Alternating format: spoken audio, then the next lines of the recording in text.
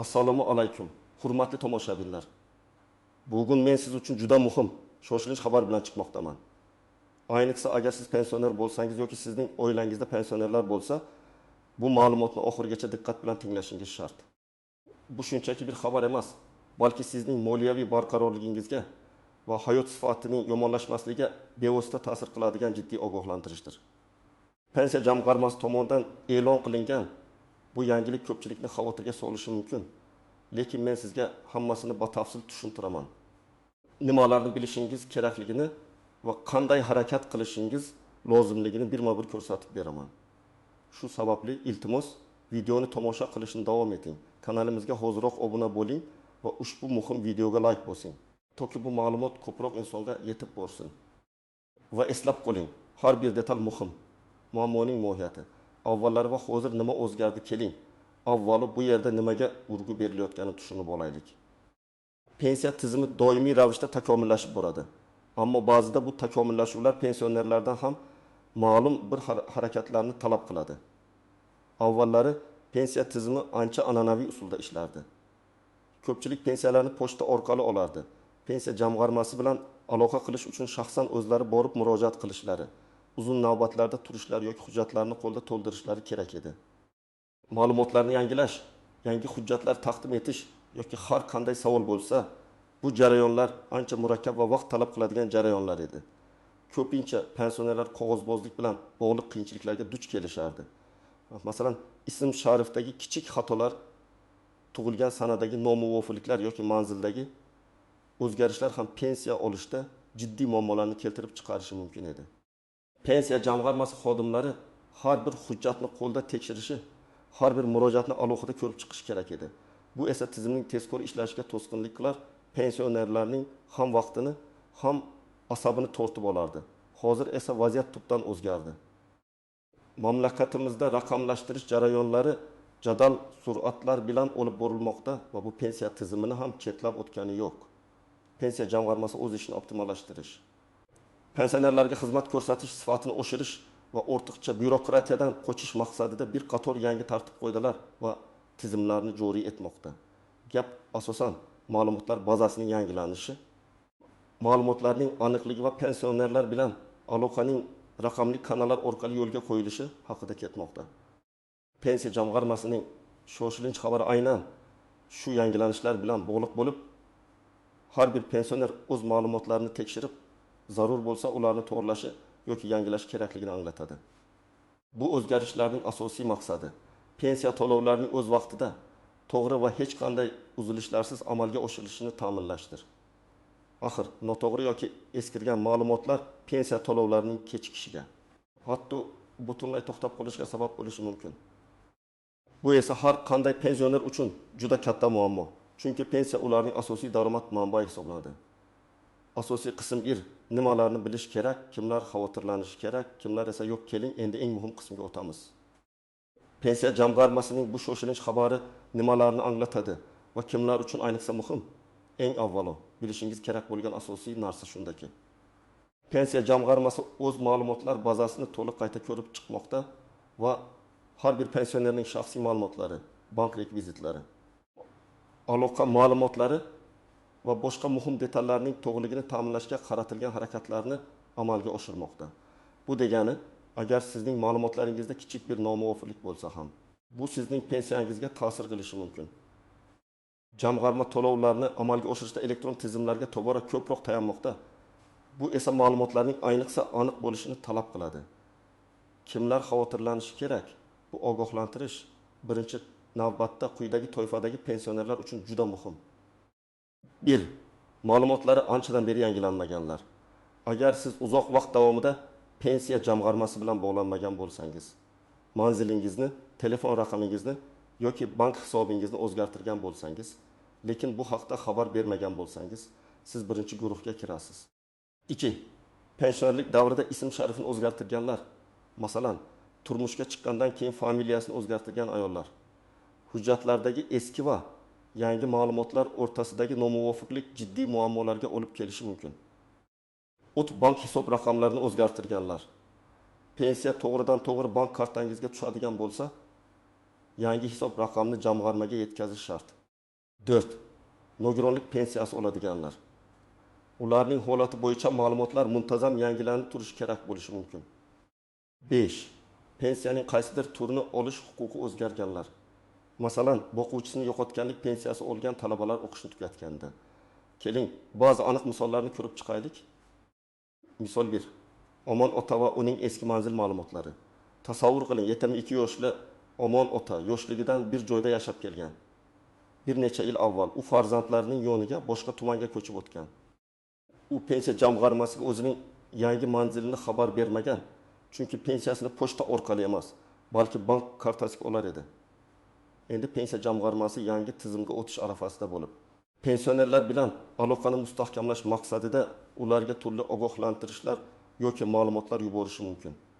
Agar Omon otaning eski manzili jamg'arma bazasida turgan bo'lsa, unga yuborilgan har qanday muhim xat yoki bildirishnoma eski manzilga borishi va Omon ota undan bexabar qolishi mumkin. Deylik, 2024 yil 1 dekabrgacha barcha pensionerlardan o'z shaxsiy kabinetlarida ma'lumotlarni tekshirib tasdiqlash talab qilindi. Omon ota bu haqda o'z vaqtida bilmagani sababli uning pensiya to'lovlari vaqtincha to'xtatib qo'yilishi xavfi bor. Buning oldini olish uchun u tezda pensiya jamg'armasiga murojaat qilib, manzil ma'lumotlarini yangilash shart. Misol 2. Zuhra ona va uning bank hisobi. Olmaotachi yoshli Zuhra ona pensiyasini har oy 1500 ming so'm miqdorida oladi. U pensiyasini bir bankdagi kartasiga olar edi. O'tgan oy o'z bankini o'zgartirib, yangi bankda yangi karta ochdi. Ammo pensiya jamg'armasiga bu haqda xabar bermadi. Natijada ushbu oyda pensiya jamg'armasi uning pensiyasini eski bank hisobiga o'tkazadi. Bank esa mablag'ni qaytarib yuborishi yoki noma'lum hisobda saqlab turishi mumkin. Zuhra ona erta tongdan bozorga chiqib zarur xaridlar qilishni reja qilgan edi, lekin bank kartasini tekshirganda pul tushmaganini ko'rdi. Bu uning rejalari, kundalik xarajatlari, dori-darmon olishda jiddiy muammolarga olib keldi. U darhol bankka bordi, keyin pensiya jamg'armasiga murojaat qildi. Bu jarayon bir necha kunni, hatto bir haftani olishi mumkin. Bu esa keksaygan inson uchun juda katta stress va noqulaylikdir. Agar Zuhra ona yangi bank rekvizitlarini o'z vaqtida pensiya jamg'armasiga taqdim etganida bunday muammo yuzaga kelmasdi. Misol uchun, Nodira opa va uning familiyasi. 65 yoshli Nodira opa yoshligida turmushga chiqib, familiyasini erining familiyasiga o'zgartirgan edi. Biroq uning ba'zi eski hujjatlarda, masalan, ish staji bilan bog'liq arxiv ma'lumotlarda qizlik familiyasi ko'rsatilgan bo'lishi mumkin. Pensiya jamg'armasining yangi raqamli tizimi nomuvofiqliklarni avtomatik ravishda aniqlaydi. Agar tizim nodir nomuvofiqliklarni avtomatik ravishda aniqlaydi, bu uning pensiya to'lovlarini vaqtincha to'xtatishi mumkin, toki u familiya o'zgarishini tasdiqlovchi hujjatlarni nikoh guvohnomasi taqdim etmaguncha. Bu holat Nodir opadan qo'shimcha qog'ozbozlik va vaqt talab qiladi. Shuning uchun ism sharifida o'zgarish bo'lganlar ushbu holatga alohida e'tibor berishlari lozim. Kimlar xavotirlanishi shart emas. Agar siz yaqinda pensiya jamg'armasi bilan bog'langan bo'lsangiz, ma'lumotlaringizni yangilagan bo'lsangiz, pensiyangizni bevosita bank kartangizga muntazam olib turgan bo'lsangiz va sizning shaxsiy ma'lumotlaringizda hech qanday o'zgarish yuz bermagan bo'lsa, sizning xavotirlanlaringiz nisbatan kamroq bo'lishi mumkin. Masalan, ertalabdan kechgacha televizor tomosha qilib, mahalla faollari bilan muntazam muloqotda bo'lgan, yangiliklardan doimiy xabardor bo'lgan, raqamli savodxonligi yaxshi bo'lgan pensionerlar o'z ma'lumotlarini allaqachon tekshirib bo'lgan bo'lishlari mumkin. Biroq shunga qaramay, har bir pensionerga o'z ma'lumotlarini bir marta bo'lsa ham tekshirib chiqishni tavsiya qilaman. Oldini olish davolashdan afzaldir. Kichik bir e'tiborsizlik katta muammolarga sabab bo'lishi mumkin. Asosiy qism 2. Qoidalardagi istisnolar, tuzoqlar va noaniq nuanslar. Bu yerda hamma narsa bir xil qolipga tushmaydi. Albatta, qoidalarda istisnolar va diqqat qilish kerak bo'lgan noaniq nuanslar mavjud istisnolar. Jismoniy imkoniyati cheklangan yoki nogironligi bor pensionerlar.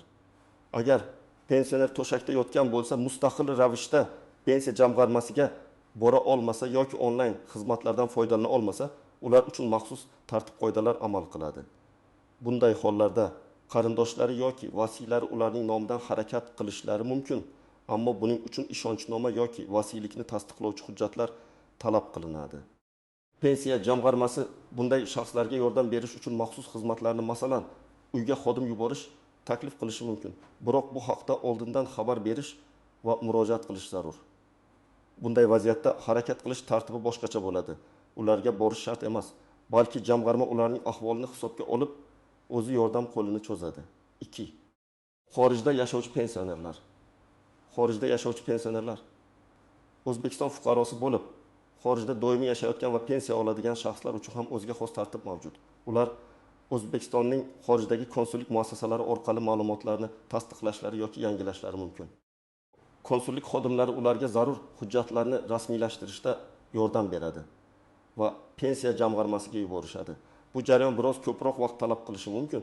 Shuning uchun iloji boricha tezroq harakat qilishlari zarur. Tuzoqlar va firibgarliklar. Har qanday yangilik yoki jiddiy o'zgarishlar firibgarlar uchun ham yangi imkoniyatlar ochadi. Pensiya jamg'armasi nomidan kelgan soxta xabarlarga yoki shaxslarga nisbatan juda ehtiyot bo'lishingizni qat'iy tavsiya qilaman. 1. Telefon orqali ma'lumot so'rash.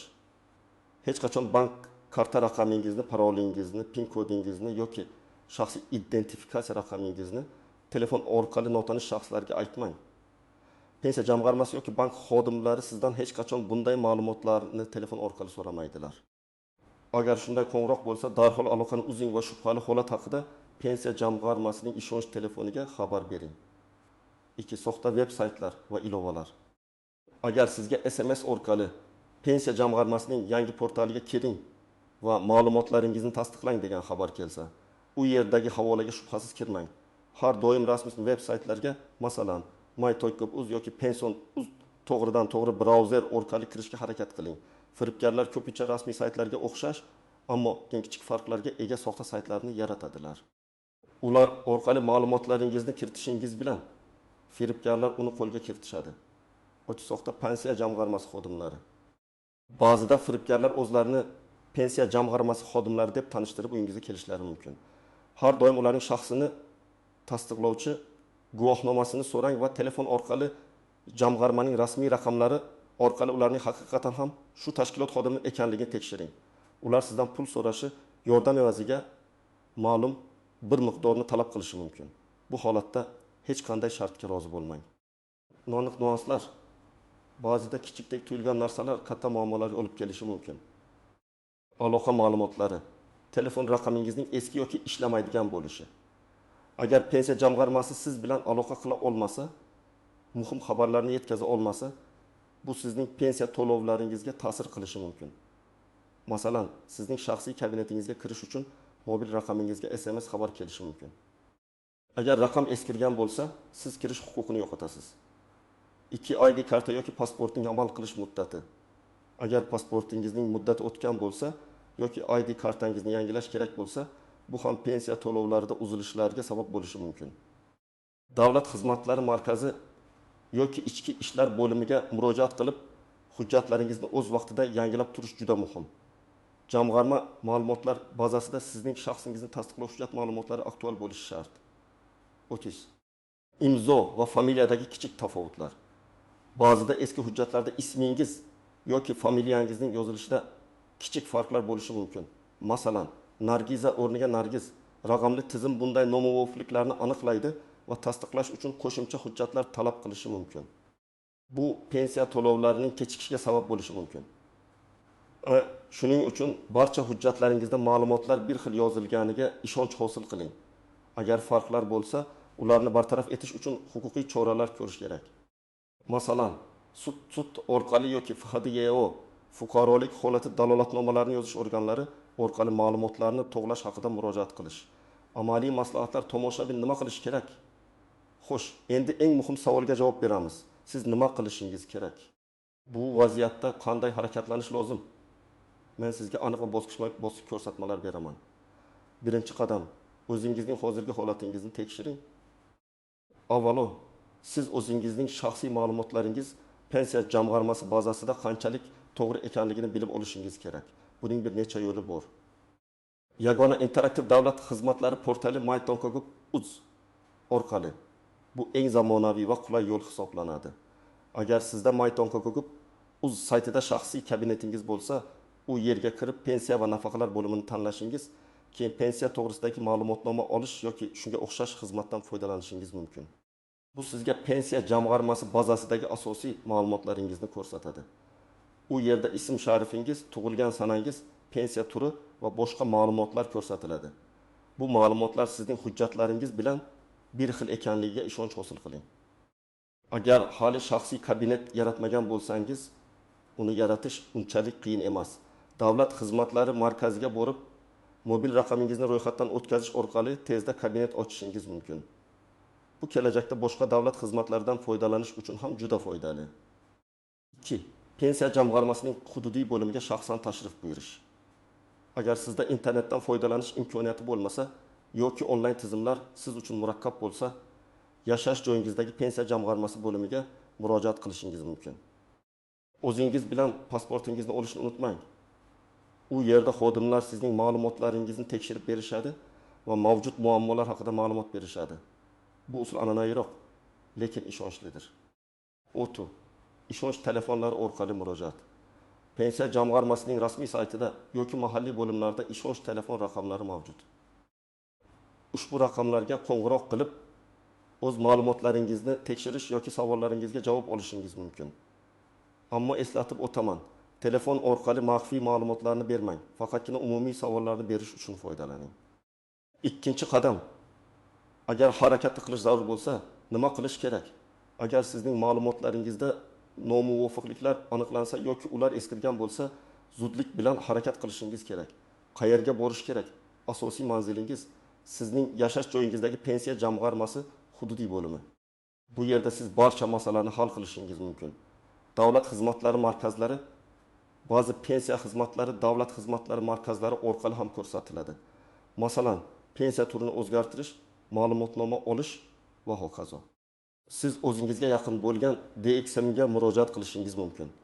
Banklar yoki pochta bo'limlari. Agar muammo faqat bank rekvizitlari bilan bog'liq bo'lsa, ba'zi hollarda bank yoki pochta bo'limi orqali ham ma'lumotlarni yangilash mumkin. Ammo eng ishonchli yo'l pensiya jamg'armasiga bevosita murojaat qilishdir. Qanday hujjatlar to'plash kerak? Bu sizning muammongiz turiga bog'liq, lekin umumiy holatlarda quyidagi hujjatlar talab qilinishi mumkin. 1. Pasport yoki ID karta. Sizning shaxsiyatingizni tasdiqlovchi asosiy hujjat. Uning amal qilish muddati o'tmagan bo'lishi shart. 2. Pensiya guvohnomasi, pensiya kitobchasi, agar mavjud bo'lsa. 3. Bank karta raqami yoki yangi bank hisob raqami rekvizitlari. Agar siz pensiya olish usulini o'zgartirgan bo'lsangiz yoki bank hisobingizni yangilayotgan bo'lsangiz, bankdan tasdiqlovchi hujjat oling. Unda MFO, bankning nomi, hisob raqamingiz va sizning ism sharifingiz aniq ko'rsatilgan bo'lishi kerak. 4. Nikoh guvohnomasi, ajrashish guvohnomasi, familiya o'zgarishi haqidagi guvohnoma. Agar sizning familiyangiz yoki ismingiz o'zgargan bo'lsa, bu hujjatlarni taqdim etishingiz shart. Bu hujjatlar sizning shaxsiy ma'lumotlaringizdagi o'zgarishlarni rasmiy ravishda tasdiqlaydi. 5. Nogironlik guruhi o'zgarishi haqidagi ma'lumotnoma. Agar siz nogironlik pensiyasi olsangiz va nogironlik guruhida o'zgarish bo'lgan bo'lsa, tibbiy mehnat ekspert komissiyasi xulosasini taqdim etishingiz lozim. 6. Manzilni tasdiqlovchi hujjat. Agar manzilingiz o'zgargan bo'lsa, mahallada ma'lumotnoma yoki uy-joy kadastr hujjatlarini taqdim etishingiz so'ralishi mumkin. Nimalarni yozish kerak? Pensiya jamg'armasiga murojaat qilganingizda sizdan ariza yozish so'raladi. Arizada quyidagilar aniq ko'rsatilishi kerak. Ariza kimga? Pensiya jamg'armasining tegishli bo'limiga yozilayotgani. Sizning to'liq ism sharifingiz, tug'ilgan sanangiz, pasport seriya va raqamingiz, sizning hozirgi yashash manzilingiz va aloqa telefon raqamingiz. Sizning murojaatingizning mohiyati. Masalan, pensiya jamg'armasi bazasidagi bank rekvizitlarimni eski bank nomi, eski hisob raqami, yangi bank rekvizitlariga yangi bank nomi, yangi hisob raqami o'zgartirishni so'rayman yoki mening yashash manzilim o'zgarganligi sababli ma'lumotlar bazasini yangilashingizni so'rayman. Murojaatingizni tasdiqlovchi hujjatlar ro'yxati, sana va imzo. Arizani to'ldirishda pensiya jamg'armasi xodimlari sizga yordam berishlari kerak. Sizga har bir bandni tushuntirishlari, qanday ma'lumotlarni kiritish kerakligini ko'rsatishlari shart. Savol berishdan tortinmang. Ariza to'ldirilgandan so'ng uning bir nusxasini o'zingizda saqlab qolishni unutmang. Bu kelajakda muammolar yuzaga kelgan taqdirda sizning murojaatingizni tasdiqlovchi dalil bo'lishi mumkin. 3. Qadam, murojaatingizni nazorat qiling. Hujjatlarni topshirganingizdan keyin shunchaki kutib o'tirmang. Pensiya jamg'armasi sizning murojaatingizni qabul qilganligi haqida tasdiqlovchi qog'oz oling. Unda murojaatingizning raqami va sanasi ko'rsatilgan bo'ladi. Bir necha kundan so'ng jamg'armaning ishonch telefoniga qo'ng'iroq qilib yoki shaxsan borib murojaatingizning holatini so'rang. Bu sizning ishingizning tezroq hal bo'lishiga yordam beradi va sizni xotirjam qiladi. Yakuniy xulosa va yakuniy chaqiriq. Hurmatli pensionerlar va ularning yaqinlari. Bugun men sizga pensiya jamg'armasidan kelgan juda muhim shoshilinch xabar haqida batafsil ma'lumot berdim. Esingizda tuting, bu shunchaki ogohlantirish emas, balki sizning kelajakdagi moliyaviy barqarorligingizni ta'minlashga qaratilgan amaliy choradir. Pensiya to'lovlarida uzilishlar bo'lmasligi har qanday tushunmovchiliklarning oldini olish uchun o'z ma'lumotlaringizni tekshirish va zarur bo'lsa, ularni yangilash juda muhimdir. Raqamlashtirish bizning hayotimizni osonlashtirish uchun joriy qilinmoqda. Ammo uning afzalliklaridan to'g'ri foydalanish uchun biz ham ma'lum bir harakatlarni amalga oshirishimiz kerak. Firibgarlardan ehtiyot bo'ling. Har doim rasmiy manbalardan olingan ma'lumotlarga ishoning va shaxsiy ma'lumotlaringizni begonalar bilan bo'lishmang. Umid qilamanki, ushbu video sizga foydali bo'ldi. Agar sizda savollar tug'ilgan bo'lsa, ularni izohlarda yozib qoldiring. Men qo'limdan kelgancha har bir savolga javob berishga harakat qilaman. Videoga like bosishni va kanalimizga obuna bo'lishni unutmang. Bu boshqa pensionerlar ham ushbu muhim ma'lumotdan xabardor bo'lishlariga yordam beradi. Sog' bo'ling va pensiya jamg'armasi bilan doim aloqada bo'ling. E'tiboringiz uchun rahmat.